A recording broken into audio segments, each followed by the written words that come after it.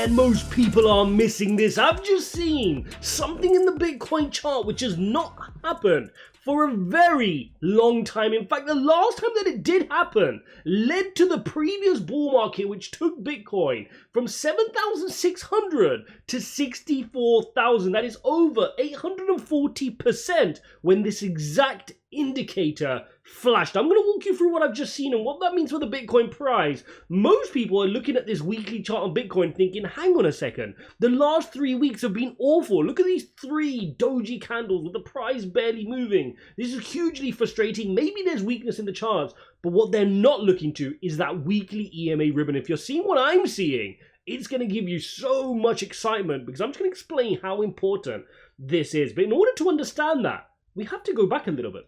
And in fact, we need to go back a little bit, all the way to when we lost our EMA ribbon. And there are 2 moments, very important moments, where we lost this EMA ribbon. I need to explain those to you. So we've got to go back to November 2021. And in November 2021, Bitcoin ran up to what ultimately ended up being its bull market cycle high at 69,000. Okay, so it hit just shy of 69,000. And that was its candlestick top here at the peak.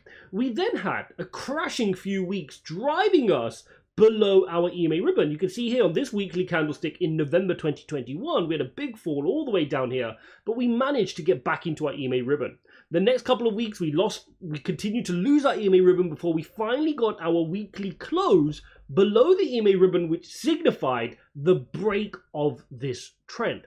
Now, what happens after you get your weekly close below your EMA ribbon? Again, if you're not familiar with the EMA ribbon, ijaz.uk/TA free TA course, we go through this. You would have spotted this. So we finally got our weekly close below here. And then we spent many weeks below it. So officially, we have managed to close below our EMA ribbon. This is now bearish from this point onwards once we close below it. But then you notice that we try to close above our EMA ribbon. But very quickly we get a doji candle, very quickly we get a reversal, and we're thrown straight back down to the downside. Now, in this occurrence over these couple of weeks, what do you notice? Something critical happens, and that is the flippening of the EMA ribbon.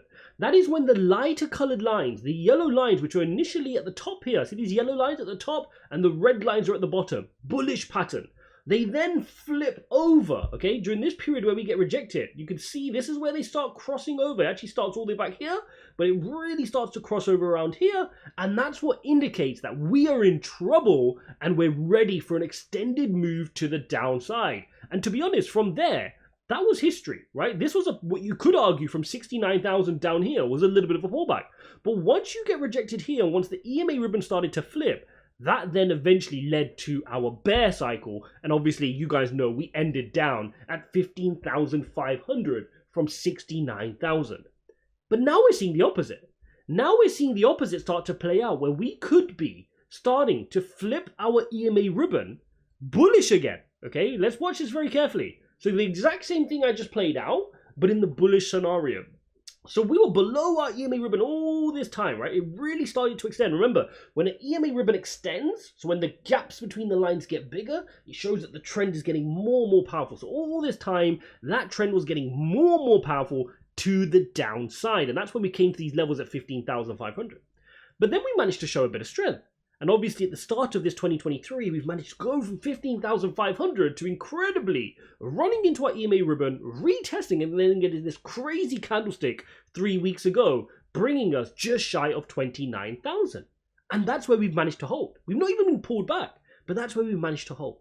But more importantly, look at what's just happened. And it's literally just started happening. We have got that yellow line at the bottom, just crossing over the yellow line above it, which is the very early signs of the flippening. And when that starts to flip, guys, if we look historically at the last serious time this flipped, I'm going to show you this.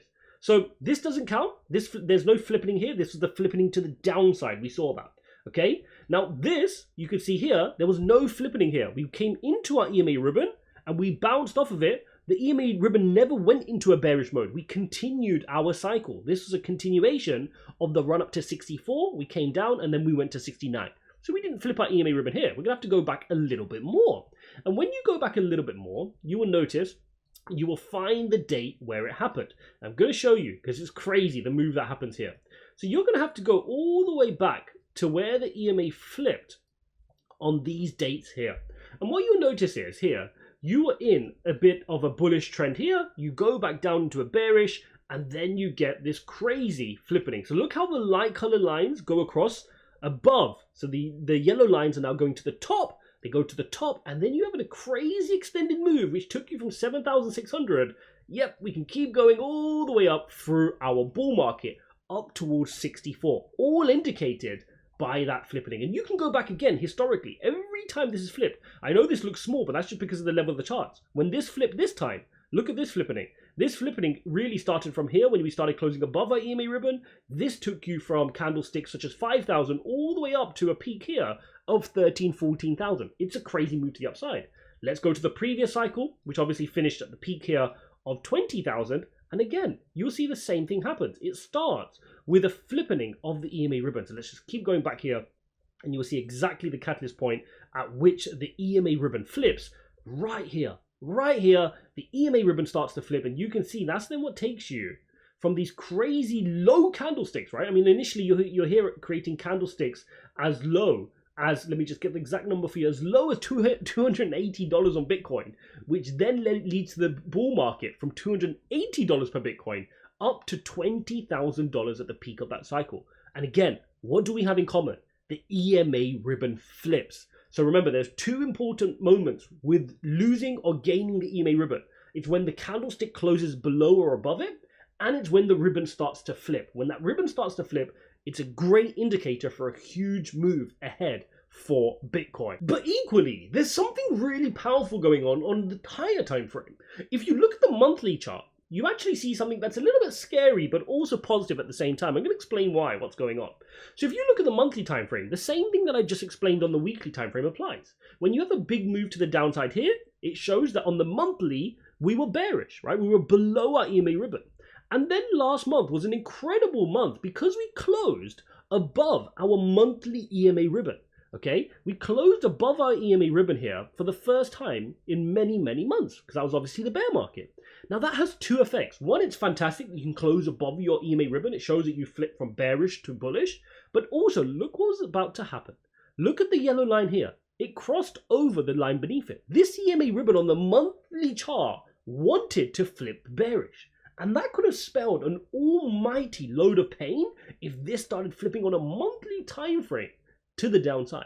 So not only did the last monthly candle manage to try avert that, but we need this monthly candlestick to continue to remain above the EMA ribbon so we can nullify and stop this from flipping and keep it in the bullish direction. That is what we need here. We've got 21 days before this monthly candle closes. We need to stay above this EMA ribbon around the level where we're currently at. We've got to close here or higher. Coming into the daily chart, you can see Bitcoin has been in this crazy rising channel for a very long time now. We entered this originally on the 17th of March. We're now sitting on the 9th of April. It's been frustrating, right? The price action after a nice big move here to the upside has just consolidated sideways. But look how powerful it is that Bitcoin is consolidating while still trending upwards. It shows that the bears are really struggling right now. We know that the bears are managing to protect 29,000. That is great.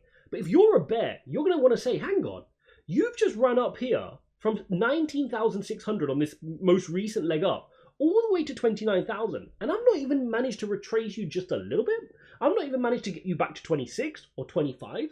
And that is why I continue to maintain that a pullback into that 25k to 26,000 range has no worries for me. If we want to come down into here, I have no worries. In fact, I'll ladder in a few buys and I'll get ready for a powerful bounce. Because in my view, that's the most important thing now is when are we going to bounce?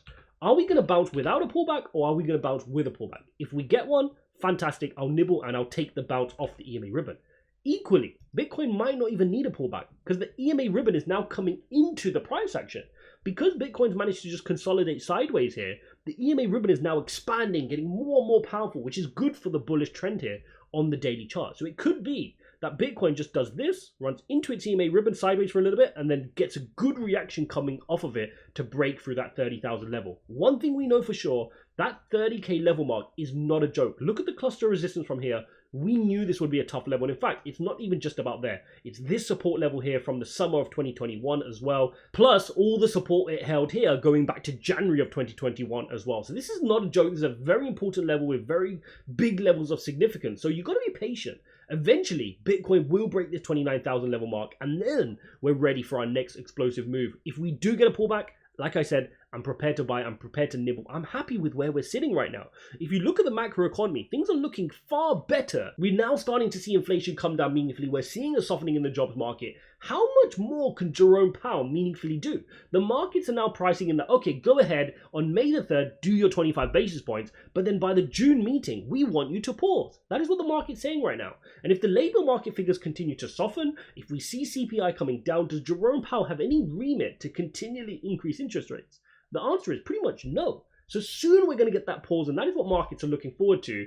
And then we enter a period where we're not tightening monetary policy, and in fact, we're planning and plotting when are we finally going to get our interest rate cut. And that's when liquidity and excitement starts to enter the market. So there you have it, guys. Really exciting times here in the Bitcoin chart. Let me know how you guys navigating this. Don't forget to smash up the likes. Don't forget to subscribe, and I'll see you in the next one.